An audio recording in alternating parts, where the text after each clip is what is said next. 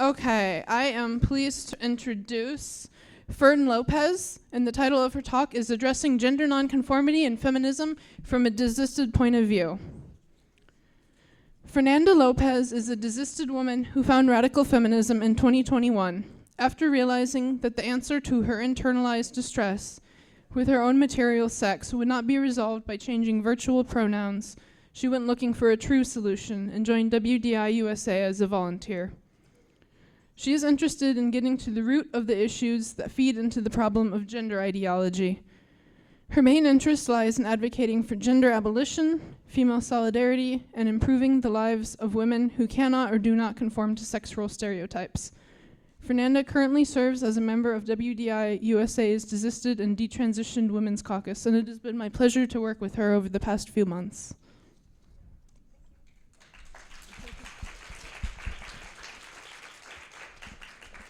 Hello, everyone. Hi. All right, so I first of all want to say that I'm really grateful to be here. I'm so happy for this opportunity. And I also want to say that I struggled a lot with the decision to present this because I know it's a very sensitive topic. Because this talk is going to talk a lot about femininity. But here I go. So as Elizabeth already introduced me, my name is Fernanda Lopez. I'm a member of the Desisted and Detransitioned Women's Caucus here at WDI USA.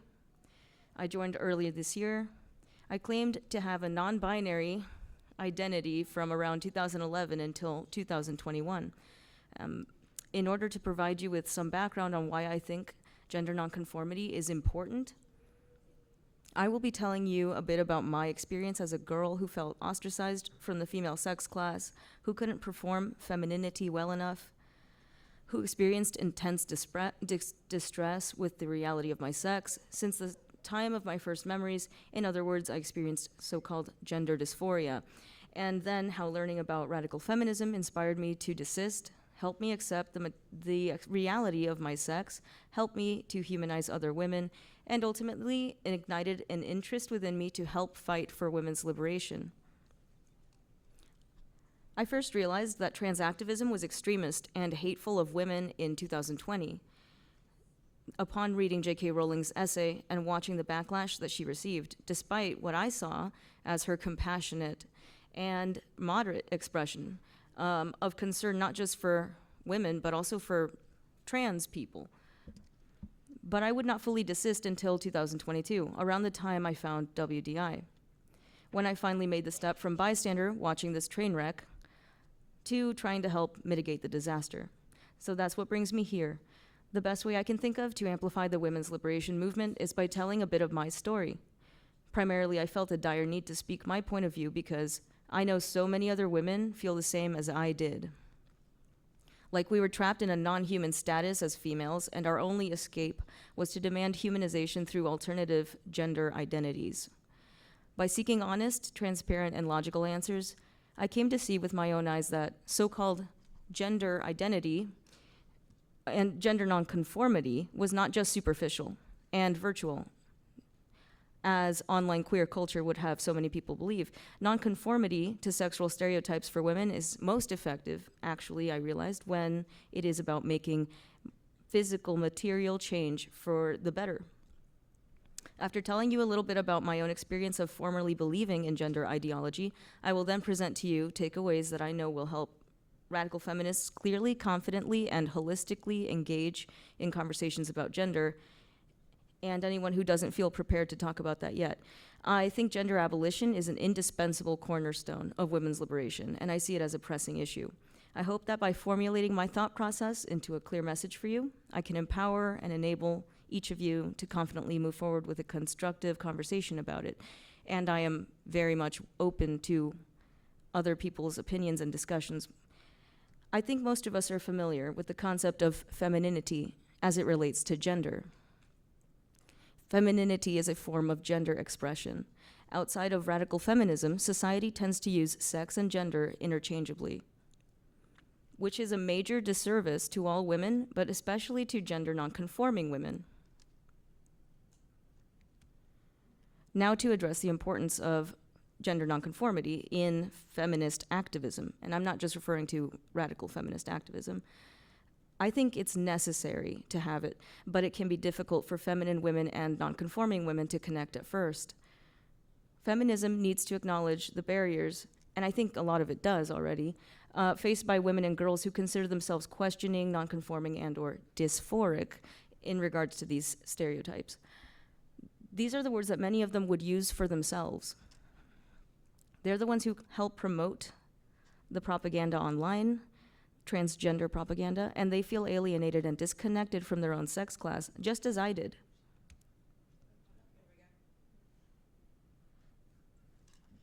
When I say that we should acknowledge them, I don't mean we need to affirm them. I mean we need to find out why they feel more welcome and better represented by transgender ideology rather than in feminism. I want to first cite the definition of gender, which is already agreed upon by WDI USA and WDI. And it comes from the Convention on the Elimination of All Forms of Discrimination Against Women. The convention states and defines gender as the roles, behaviors, activities, and attributes that a given society at a given time considers appropriate for men and women. These attributes, opportunities, and relationships are socially constructed and are learned through socialization processes. I use the word gender a lot in this talk, and I want to clarify that I'm using it with this definition in mind. Radical feminists are aware of our own feminine socialization. We, as shown in this definition, we understand it to be distinct from our neutral biology. While I will be talking about stereotypes and femininity, which I know are very sensitive subjects for some, I want to emphasize first and foremost that I prioritize the ideas, support, and objective biology that bring us together over any sort of ideological purity. My goal isn't to divide feminists, it's to build on our consciousness-raising efforts. Feminists who are gender nonconforming to play a key role in getting some women interested in our work, where these women who are questioning gender and how it relates to them would have otherwise dismissed it as another girls' club, where they feel that they would have nothing in common with the members and they would feel like outcasts. We know as an organization that that is not what WDI is, but many women and girls won't know that because they won't even listen to the message of women's rights and liberation. This is because they have made it their identity to avoid a certain kind of messenger. What I mean is that some women and girls who are questioning nonconformity, who are questioning gender, and who are nonconforming with gender or dysphoric, and I mean the ones who are trapped in the cult still, they may dismiss the message of women's liberation if it's delivered predominantly by feminine women. It may be hard to talk about, but this was a factor for me, and I think it is for other GNC, gender nonconforming women as well. Feminine socialization can limit or expand outreach for women's liberation or women's rights. It's necessary to admit that anyone can perform a stereotype. Stereotypes are not useful indicators for class distinction. What does this mean in practice? It very directly means that if female solidarity or feminist activism is based on feminine performance, it would exclude females who don't perform, and it might include males who do perform and who pass as feminine. That is the current state of liberal feminism and transgender politics as a whole. The next reason we should be aware of the impact of gender-based socialization is that femininity and nonconformity to sex role stereotypes are like two sides of the same coin for women and girls. That coin is our female biology. There's a lot we can't control. We didn't get a choice to be born female. We can't change our sex at any time in our lives. And we can't change how we were raised. But it's helpful to think of the things that we can control. As we grow, most of us can make some choices about how we express our personalities and interests. The problems arise when these self-expressions divide us. If we intend to build on the women's liberation movement, we need to understand the motivations of women and girls who question and struggle to conform to these sex role stereotypes. There are different reasons women and girls choose to adopt a transgender identity or the belief in a transgender identity.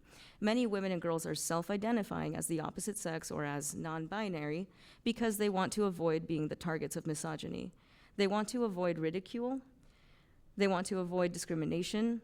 from men and boys. Most of them were bullied by women in their lives for not being feminine enough. I think it would be great if they could accept their healthy bodies and see class consciousness as a safe haven. I would like these women and girls to understand that radical feminists fight to keep and advance the human rights of all female people, including the ones who are not feminine. I don't want them to think their only choice is to seek shelter in the increasingly individualized and commodified gender and medical industries, who only seek to exploit them at their most isolated and vulnerable.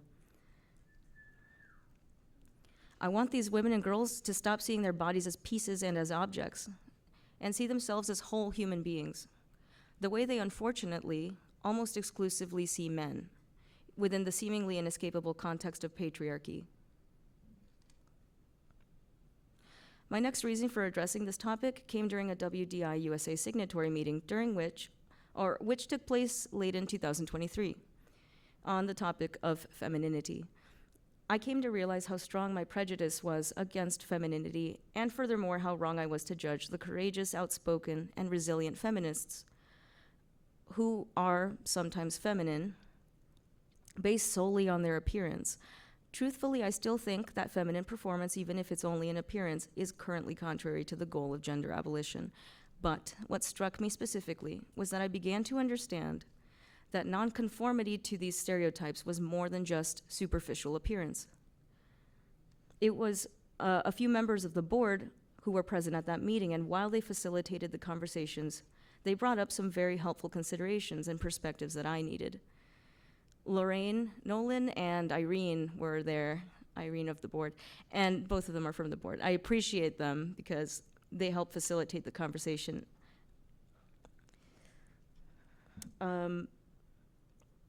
So only during the conversation did my feelings morph from reactive defensiveness to realization of how wrong I was to dismiss any feminine woman who is delivering the message of female liberation, women's liberation, just based on their appearance. I realized then that women's relationships to femininity differ based on their circumstances. I sincerely apologize to them and everyone who was present there for my tone, because I was so defensive. It is a vulnerable thing for women to discuss this topic, especially in the context of radical feminism. I was ready for gender to be abolished that same day, and even earlier. But I understand that some women feel like it's a matter of safety, dignity, and identity. And for these reasons, a lot of them see the need to take ownership of feminine sexual stereotypes. Thanks to that discussion and all the participants, I saw that gender nonconformity can be passive or active. I'll explain what I mean. While I claim to be non-binary, or to have an identity which was neither male or female, and even before using that label, I always thought of myself as a girl who did not conform to these stereotypes.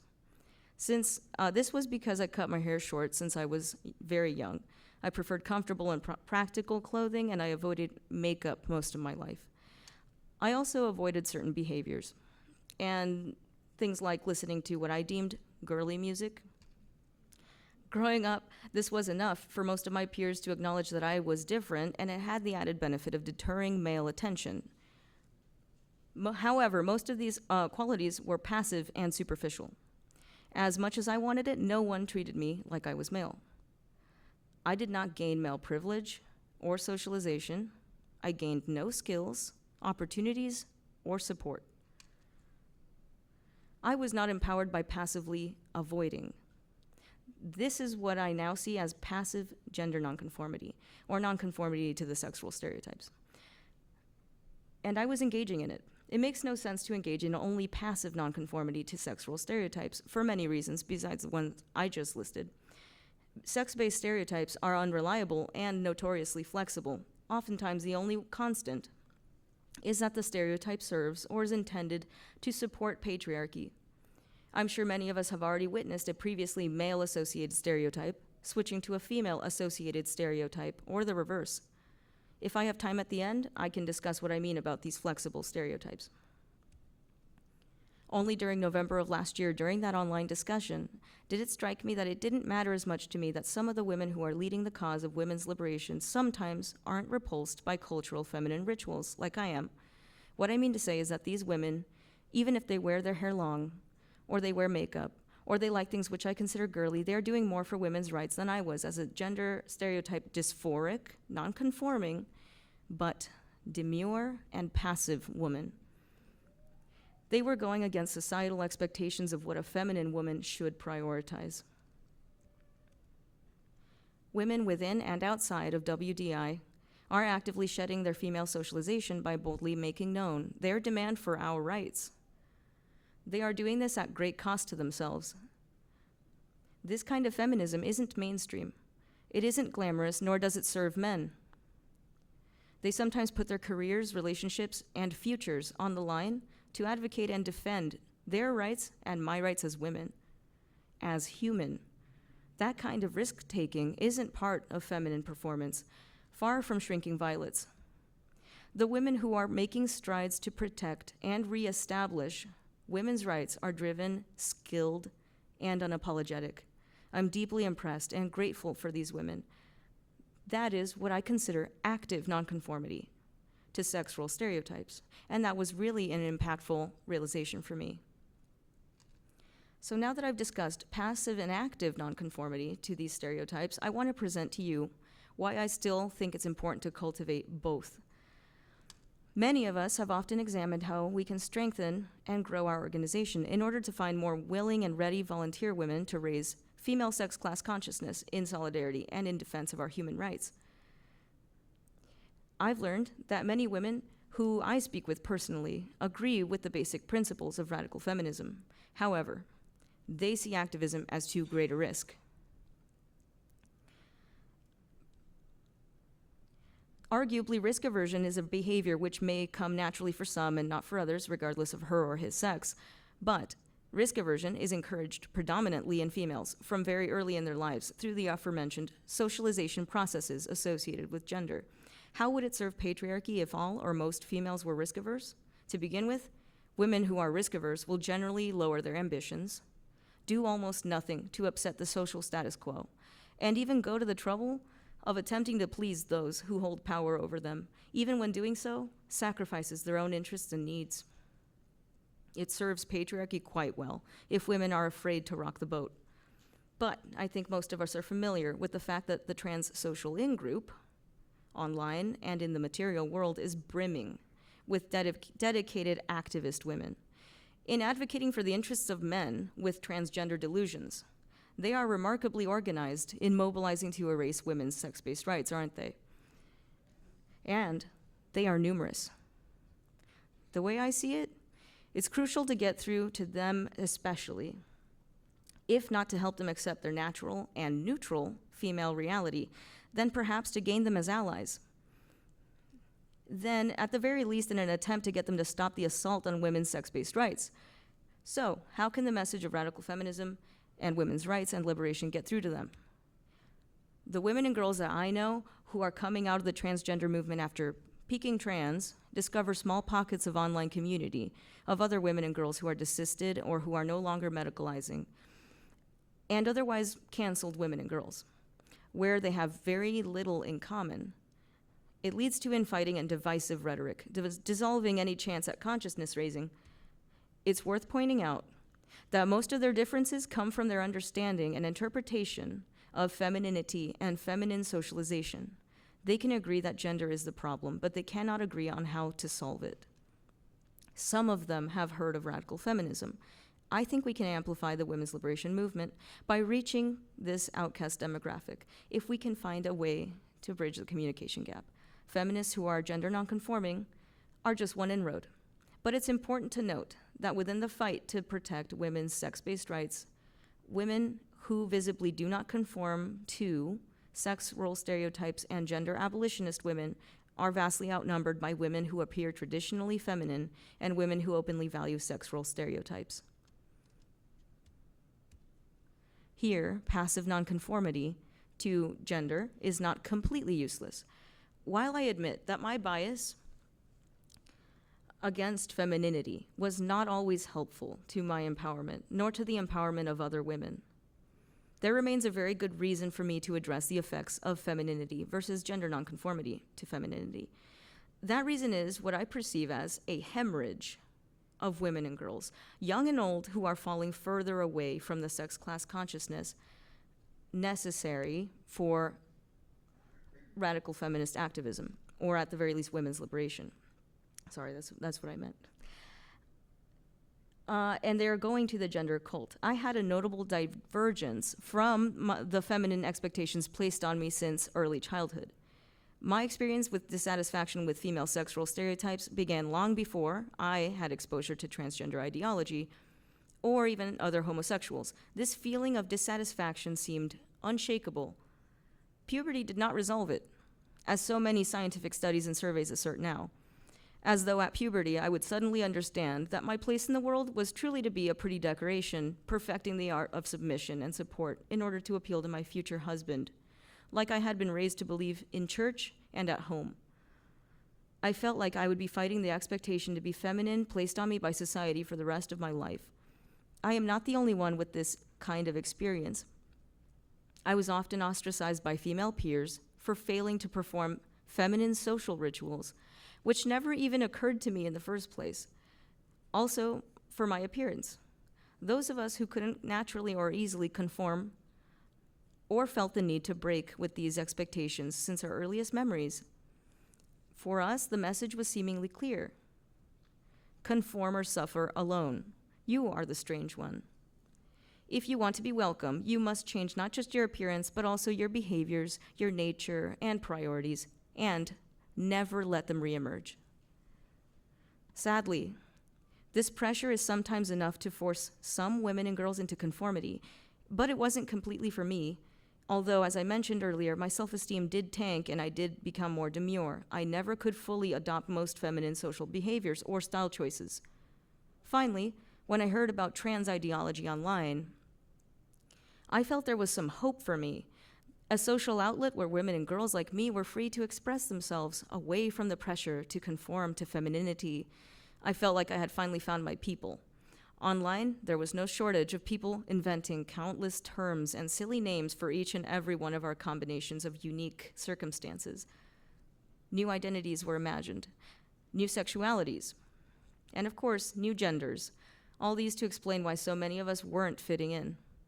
In the first years I heard about these new identities, I actually believed them to be nothing more than an online game or role play contained between me and my friends. I thought it was all harmless. I thought it was good. The world would never change to accommodate me, and all my young life I had craved a sense of belonging. With a new non-binary identity, the struggle to accept that I was inherently unusual and alone suddenly lost its sting. And instead, it became a reason to celebrate myself. It seemed to neatly explain everything about my painful past, why I couldn't live up to my parents' expectations, why I struggled to fit in with girls my age, why I was same-sex attracted. Trans ideology explained that it was all because I was not really a girl. I wasn't like them at all. Just like I'd been told and made to feel all my life. But instead, the words coming at me like an insult with the intent to shame my nonconformity. Gender ideology was telling me to lean into this uniqueness and to love it. Through the lens of transgenderism, I was actually a special other thing, not quite girl, not quite boy. In fact, I could be whatever I chose, whatever fit in the moment. It seemed to answer every doubt, where no one else in my life could offer a better alternative. And I lived my life believing that for almost a decade. It wasn't until I learned about radical feminism, and specifically the goal of gender abolition, that something finally made real, consistent, material sense. I do not claim to know what would change the hearts and minds of all women and girls who are ensnared in the seductive fantasy of transgender delusions. But I know what finally pulled me out. Nothing hit quite like the hard facts of radical feminism, which not only answered all my questions, but none of it was at the expense of women's dignity and material safety and rights.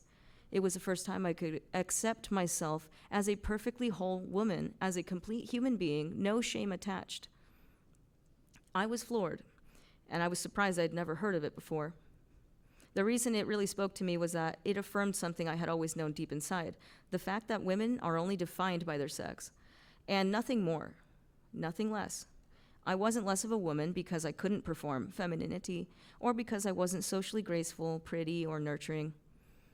I wasn't less of a woman because I enjoyed science, philosophy, and debate more than getting along and prioritizing others' feelings above all else, even if it made me wildly unpopular among my female peers as a kid. No matter how many unladylike traits or behaviors a female may possess, a woman or girl, she is always a woman, whether she be selfish, immature, assertive, dominant, arrogant, unpleasant, ambitious, etc. These traits are mostly discouraged in women and girls, and yet there are still women and girls who act this way. That doesn't make them males. I love that. I love seeing a diversity of traits in women. I wish I had those role models as a child, so that I could have been inspired to accept my biology sooner and not let self-rejection get in the way of my potential. I've now told you about my experience with the sex role stereotype of femininity.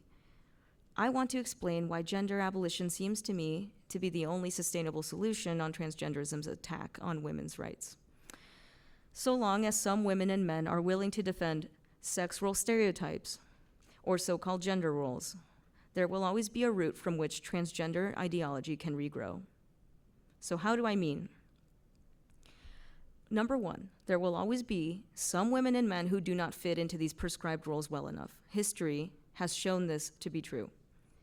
Number two, even those who conform, whether through relentless social pressure, coercion, or simply because it was easy for them, the sex role stereotype can go from convenient to oppressive and restrictive. I'll be focusing mainly on the former point, the issue of those who cannot fit into their prescribed sex role. The question of nature or nurture is something most would rather avoid, because either hypothesis is thought to be unknowable or unfalsifiable. However, I argue that it is an important question nonetheless, if we are to believe that it is almost invariably women's nature to be gentle, subdued peacekeepers, and that it's men's nature to be rugged, aggressive warriors. What does this prescribed set of characteristics mean for those who demonstrate a clear exception to these sex-based roles? Like me, many people demonstrate clear divergence from these stereotypes from a very early age. What of girls who aren't at all naturally attuned to the emotions of others, and who wish to live for their own ambitions rather than to strive to resemble dolls, planning a perfect wedding and raising a family? What of boys who prefer to read, act like social butterflies, and like to decorate themselves with colors and frills rather than play sports? My question is, when will society stop seeing and treating these people as unusual, bizarre, in need of correction, or in other words, queer? Transgenderism and queer theory will always look like the only option for people like this, until society is able to stop applying suffocating pressure on them to self-reject their nature in order to conform to sex role stereotypes. We must be able to admit, as a society, that there's actually nothing wrong with them, and that they don't need correcting. And that is one of my key points. Acting like sex role stereotypes are natural pushes gender nonconforming people to the fringes of society, and in this way, it creates a class that will always be thought of as queer. We simply can't have it both ways.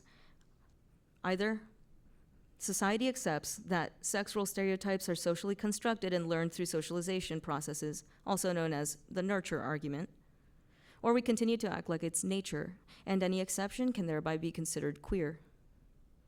This is not to say that conforming to sex role stereotypes is hard for everyone. I know about many women and men who full well have no difficulty complying with these stereotypes and expectations.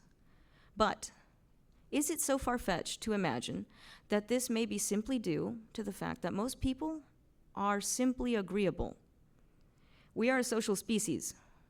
Is it so strange to believe that some comply because they've been taught these expectations by their beloved and trusted parents since the day of their birth? Even the most masculine men are still agreeable enough in adulthood to cede authority to a superior, such as in the military or even just at the workplace. I'll now return to the subject of active nonconformity, how it can make all the difference in women's liberation advocacy. Active nonconformity to sexual stereotypes is behavioral and displayed through actions. It is not always externally visible, so it is hard to make policies that take it into account. The gendered socialization men and boys get since birth is one of competitiveness, dominance, and assertiveness, while women and girls get agreeability, compliance, and cooperation. I now consider this unequal socialization to be a kind of grooming. For this reason, opportunities for men and women are still not being fairly distributed.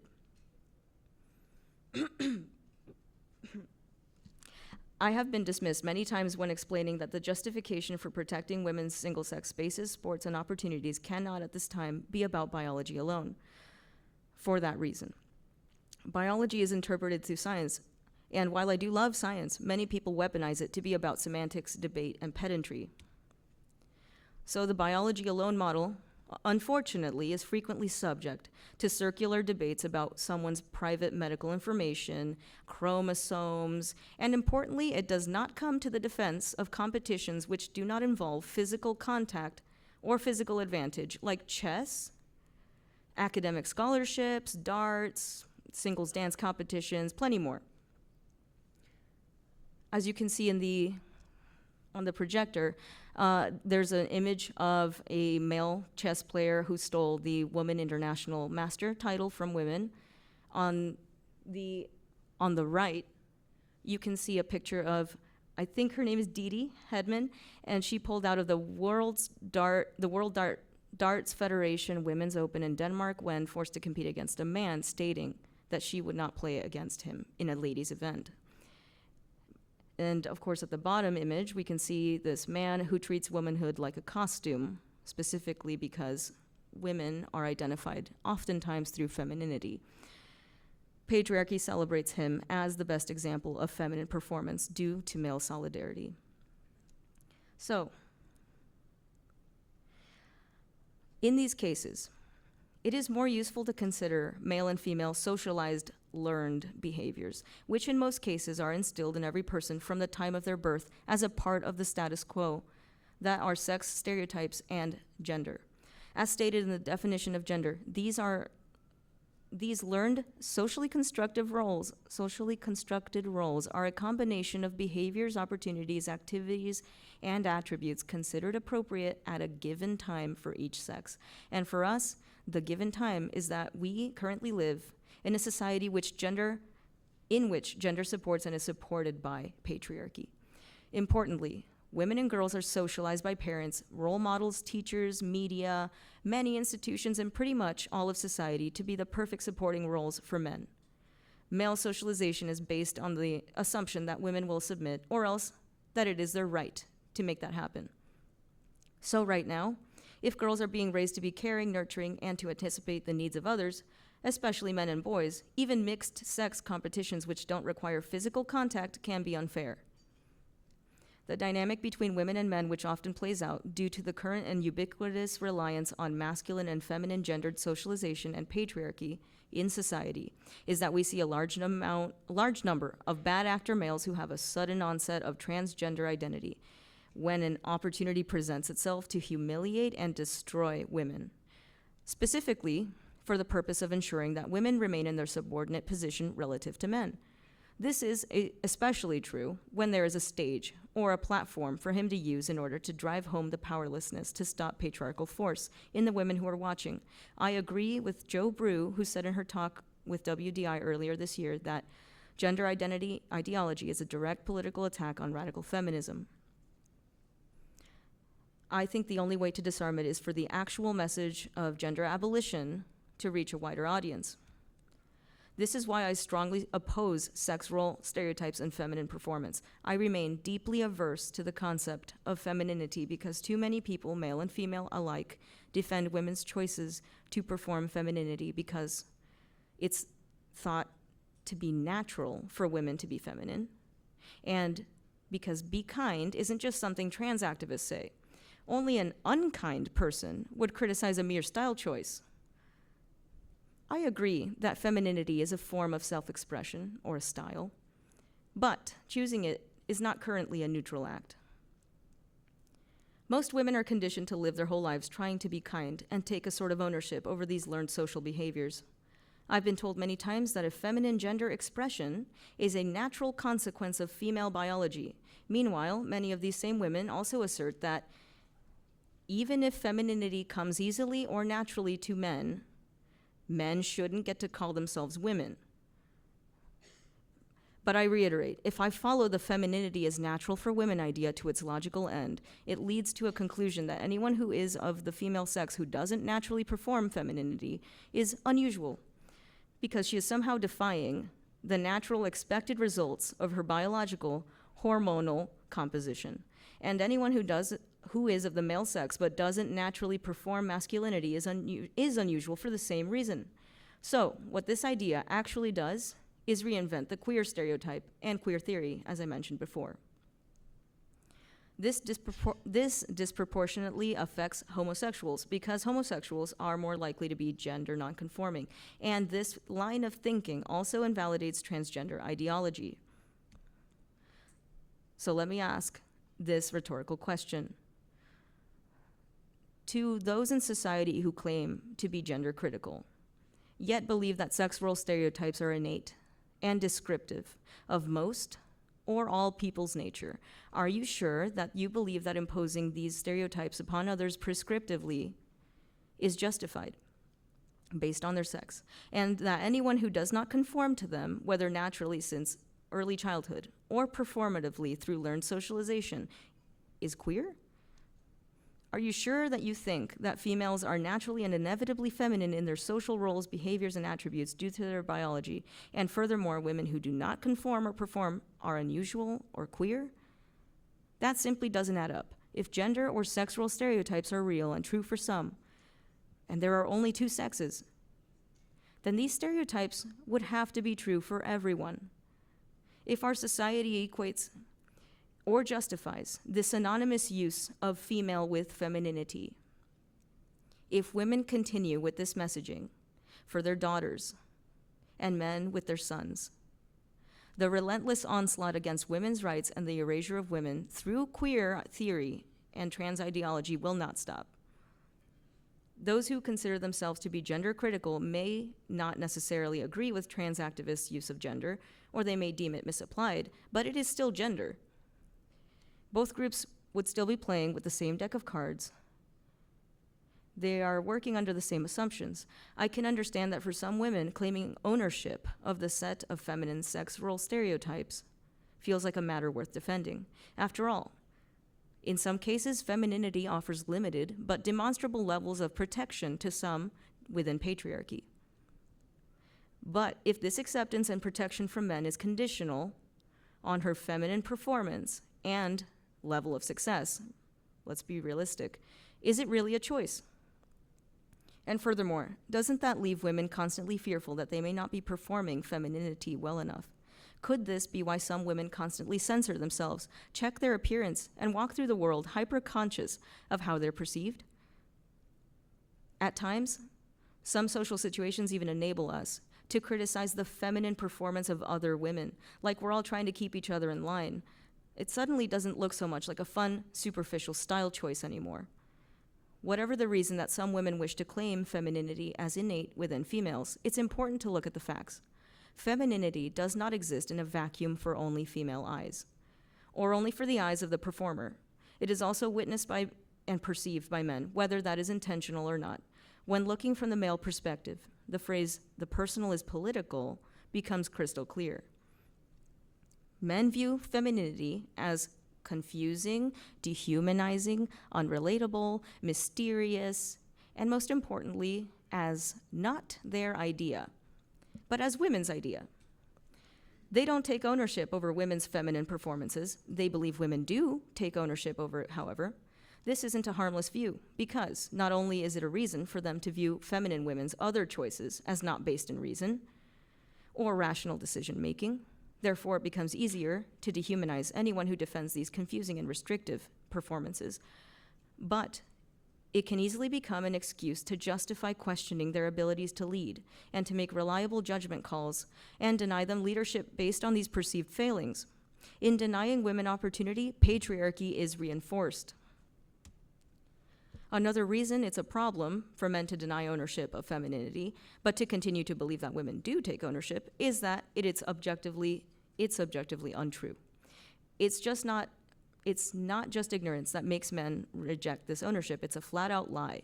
All you need to do is see that femininity is actually manufactured and peddled primarily by males at or near the very top of the patriarchal hierarchy. The CEOs and founders of the biggest cosmetic companies, including but not limited to makeup, hair removal, razors and lasers, anti-aging skin products, and other health and body-altering treatments with potentially dangerous side effects for the intended female consumer, are overwhelmingly male. Not just that, men are also the CEOs, founders, and owners of high-fashion companies and the developers of cosmetic surgeries, such as body-modifying, liposuction, Botox, breast augmentations, etc. So whether most men at the lower end of the patriarchal hierarchy do not claim ownership of coercing feminine performance in women, it remains undeniable that men at the top are objectively responsible for at least some femininity in women. The marketing used to advertise these products often preys directly on traits instilled by feminine socialization, and some women's intention to win the conditional acceptance and protection of men. Any disadvantage imposed sweepingly upon women is an advantage for men. You will also notice none of these powerful men actually wear or use the products they're selling.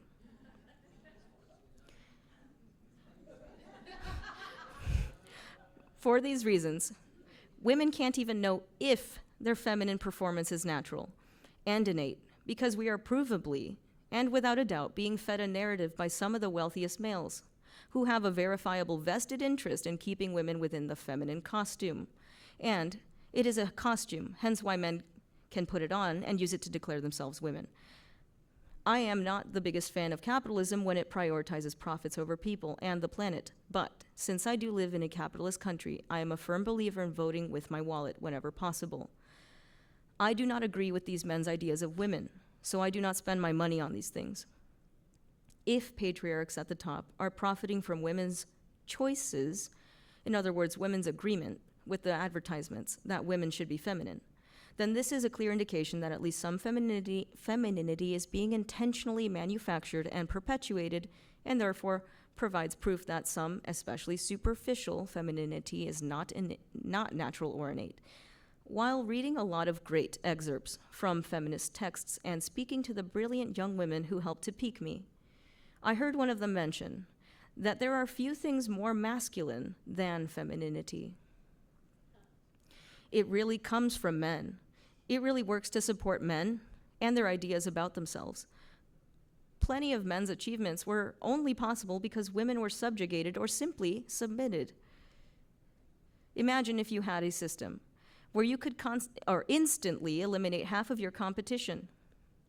That's precisely what men have done with the establishment of patriarchy. And if we comply by adopting femininity and even taking ownership of it, then we are helping male supremacy continue into the future.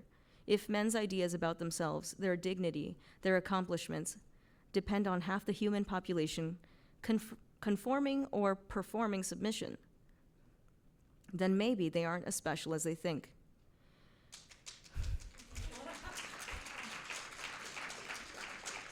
Masculinity and male ideals depend heavily on the foundation of support and submission offered by femininity. That's where the idea of fragile masculinity comes from. We in this room, by now, understand what sex and gender are and that they are very separate. We know what sex is, but even if I were to entertain the idea that femininity does not originate from a system of male supremacy, it remains a problem for women. Non-conformity to femininity for women is still important. Misogynist men are enabled by their socialization and patriarchy to dehumanize women. As I mentioned earlier, femininity is not currently a mere, harmless, neutral style choice. Here we can see just how it serves patriarchy and male supremacy. Let's look at this example. This is a screenshot taken from a subreddit, which is an online community forum, where it's called MTF, which stands for male to female, so men who believe in gender and want to be women. The title of his post is How to Deal with Jealousy Towards women, cis women, he says, and possible internalized misogyny. Quote, he says, "I've always wondered why women wear leggings and men don't. Maybe because women wanted attention and show off their figure. That had always been my theory, because it just made sense. Men like butt, so women show butt equals mate. But then I see women complaining about men looking at their butts at gyms. Then I thought to myself, if they didn't like it, then why did they wear something that show off their butts, and not the loose medium-length shorts like men wear? I'm struggling so hard because I don't want to be a misogynist, because apparently saying that all women who wear leggings and any other sexual clothes want attention is misogynist. But I truly cannot think of another logical reason why they might do this, as they can wear clothes that aren't sexy, and that would solve the issue of unwanted attention. So are they lying? Are they lying? Am I misogynistic, or am I missing something completely different?" This is men in their own words. Many men who read this post would agree with him. He seems to think that anyone who would decide to wear clothing like this on purpose is asking for a certain kind of attention. Now, leggings are marketed specifically, most often towards women and girls, not to men. And of course they can wear them, but they're not marketed for them. As humans, the social creatures that we are, often our clothing signals our peer group, and men consider themselves, misogynist men, in their own self-centered ways, to be the default human beings. They see themselves as whole persons, with autonomy and with due respect for each other. If you're not dressed like a whole human being, if you're dressed feminine, according to this man, you don't look like a peer. Ironic, considering how he's in an online community for men who think they have women's souls. Bear in mind that depending on what kind of feminine clothing a woman wears, misogynist males will assume that she made a statement that she wants her body to be the focus of any interaction, first and foremost. In this example, he states that he takes her clothing as a signal that she wants him to get to know her body before he gets to know her. That is how misogynist men see women and women's clothing choices. But do we really have the privilege to be ignorant? If women don't get dressed thinking these things, they don't think that men are going to objectify them when they're going to the gym, when they put on a pair of leggings. But do we have the privilege to be ignorant about this? I think perhaps we don't. Men do. Men have the privilege of being ignorant of their clothing choices, in part because their clothing isn't usually marketed or tailored specifically to rob them of their dignity in order to put their bodies on display. But women, I would argue currently, do not have the privilege to be ignorant of their wardrobe choices. I am sorry to say it, and it hurts me too, but right now, women have very little privilege to be ignorant of many of their choices.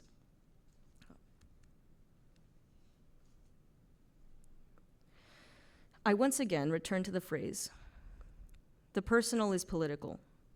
This is how transgenderism is anti-woman. We can see how gender ideology, sexism, and male socialization swim around in this man's head, causing him to write such a deranged and sexist post.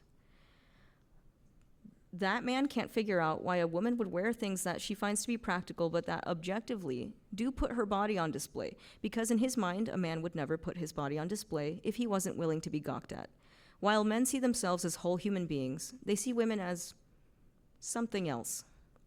And by his logic, if a woman decides on purpose to wear something that puts her body on display as a highlight and as the first thing that you get to know about her, in that man's mind, he thinks this person, this woman, doesn't make sense. She doesn't seem reasonable to him, not rational. They do not have the same priorities. Basically, the conclusion he has come to is that she is less human. He thinks this person is wearing this somehow to dehumanize herself. If women don't want to be objectified, he writes, and I paraphrase, why do they wear such revealing sexual clothes? That part isn't a paraphrase. He literally said that leggings are sexual clothes. Because in his mind, a man would never do that. So if this whole human being that he knows himself and other men to be would never do this, then the only people who are left to do it are women.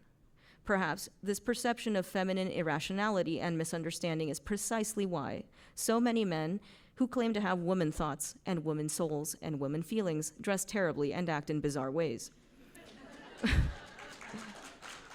But I digress. While assault and harassment may be far from the minds of women wearing or perceiving other women wearing this clothing.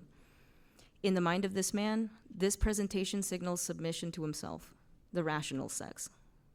With the current state of gender, sexism, and sex role stereotypes, femininity, which puts the self on display, is not merely a harmless style choice. It is a signal of compliance.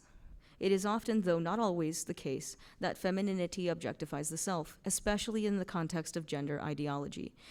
In a society where men are conditioned from birth to take themselves seriously, develop dominant traits, have ambition, and achieve greatness utilizing the practicality of male clothing and socialization, and with the support and legacy of patriarchal male solidarity support systems, is it any surprise that femininity makes little sense to them?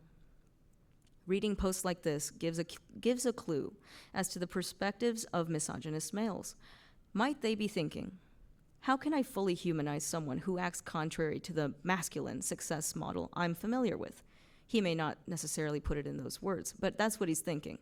Keep in mind, I am in no way agreeing with his perception of women. However, it is imperative that we try to understand how they think about feminine performance. Men are the ones who perpetrate sexist discrimination against women. It can only aid women's liberation if we use insights into the minds of the other half of the human species. It's very likely that no single man you ask on the street or anywhere else would agree that he is the patriarchy, or that he is constantly perpetuating it. So he likely doesn't see himself responsible for any of this feminine performance, let alone for our suffering, or harassment, or abuse. Most men don't. Most men see this irrational behavior as coming from women. And that is a disadvantage. But it does present a unique opportunity. It doesn't guarantee freedom from harassment, assault, or discrimination, but let me posit a hypothetical. If feminine performance looks like submission to most men, I've often wondered what would happen if all women stopped performing it in one day, in the blink of an eye. Who would be left to perform it? Who would be mocking it? Who would they be mocking? And if women ceased active and passive feminine performance, what would be left to mock? Male sex clowns known as drag queens? Men who harbor transgender delusions? It would be much harder for them to dehumanize us, women, and at least we wouldn't be actively agreeing and participating in it. So it is not that I or any gender abolitionist want to be the ones who control women or their choices to wear their hair a certain way, their choices to wear makeup, their choices to wear clothing which reveals their bodies. It is not that I, as a woman, wish to limit other women's abilities to express themselves. It is more so that this is in service, not of the self, not of women, but of men who benefit from the social hierarchy known as patriarchy. Gender abolitionists did not make it so, nor did they command men to benefit from femininity in order to make feminine women ashamed. But what I am trying to do is make it known to other women how men who document their opinions see it. I'm trying to show what I know about men's perspectives given their own words. If you #listen to trans women, listen to what other men are saying, if you look at how they see the world, men think women perform femininity because they are naturally submissive, because they are naturally less human. In men's minds, femininity doesn't appear rational. Who in their right mind would want to be constantly on display, first and foremost, and secondarily known for their mind and personality as an afterthought? No man would prefer that, so only a subhuman would want to do that. That's what he thinks. Think of how a man would see it. Why does sexism make sense to him? This is how they justify it. While I am happy to discuss this topic with anyone who has constructive criticism, there may be women who find it easy to comply with the feminine gender role, and they may feel hurt or feel the need to defend femininity as a set of natural female traits. I would ask that that argument be directed at men. Men are the ones who are limiting women's ability to express ourselves without the threat of violence, without the threat of rape, without the threat of a dehumanizing objectification. In order to process all this information and understand how to move away from gender, it may be simpler and more helpful to determine which traits are just human traits, instead of women traits and man traits. Traits that are helpful and conducive to the well-being of women, men, and the earth. If it's difficult to picture what living without a gender looks like, I refer to this helpful analysis. To win, the faces and voices and behaviors of our movement must reflect dignity, courage, emotional resilience, self-discipline, intelligence, and calm determination. We must present an alternative way of being, neither complying with the gendered demands placed on our sex, nor seeking to escape femaleness along with femininity. We must show that women can thrive outside the confines of prescribed gender while still acknowledging themselves as women. This quote was taken directly from an essay titled On Femininity and the Abolition of Gender, posted by Women's Declaration. This is what gender abolition looks like, what was described in that quote. In my ideal future, gender will be abolished. No one would have to perform it, and no one would tell me that it's natural for women to be submissive and passive. And no one would tell me that it's natural for men to be domineering and violent. As if these behaviors are exclusive to that sex, and that any deviation is queer. In my ideal future, sexist stereotypes will be recognized as the farce they are by all of society, and women will be free to express themselves as they please. Some may decide at that point that as a style choice, they want to wear feminine clothing, masculine clothing, or a combination, but no one would call it feminine, masculine, or count it as part of their sexed nature or biology. They would just call it being human. It would finally be truly neutral self-expression. And if sex role stereotypes are really as natural as some assert, then those who believe in true natural femininity for all females and masculinity for all males should not be threatened by the prospect of gender abolition. Because, should their theory be true, they can rest secure in the knowledge that these stereotype behaviors will just reemerge naturally, without the intervention or social pressures that we see today. My theory is that they won't reemerge naturally. But even with the possibility that they might, why shouldn't we try it? My theory is that people will express themselves in a diversity of ways, the way I thought gender non-conformity was supposed to be without transgender activism, infringing on the rights of others. I would ask that we welcome non-conformity in women and girls and welcome gender abolition for the sake of all those who can't fit in. If a post-gender world sounds too fantastical, too out of reach, just know that you have something deeply in common with the trans activists. In the winter of 2022, I briefly met an online acquaintance who I talked with about gender ideology. She was claiming to identify as a man at that time. I told her my reasons for desisting. I told her I believed women should be able to express themselves freely and live their potential in their healthy female bodies without the need or pressure to alter them. I told her that women should be able to do this and get respect and success. And what she said to me was, yeah, I know, but I don't live in a world of should. This is the way the world is, not the way it should be. So if you still find it hard to imagine a post-gender world, just know you have that in common with people who support transgenderism and those who are currently claiming or believing in transgender identities.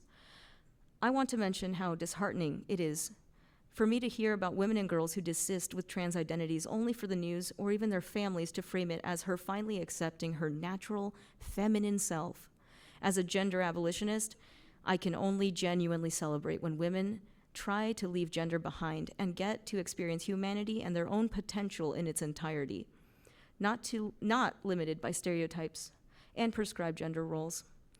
For what it's worth, every single time I hear someone assert that gender or sex stereotypes are real and natural, it feels no different from the pressure that made me feel trans in the first place. This isn't a mystery. 100% of cases of gender dysphoria are directly caused by, you guessed it, gender. If some of us are feeling hopeful that transgenderism is going to fade out and lose public and legal support, I want to be optimistic, but I urge caution. it will never truly end if society does no examination of the root cause. So long as gender is prescribed and assumed natural in all or most people from the time of birth, there will always be a small fraction who cannot conform to or perform these expectations well enough. If we never critically assess and dismantle gender as a society, including the concepts of innate femininity and masculinity, someone will always be othered, exist as a negligible exception, and believe or even be told they were born in the wrong body. Someone will always be queered.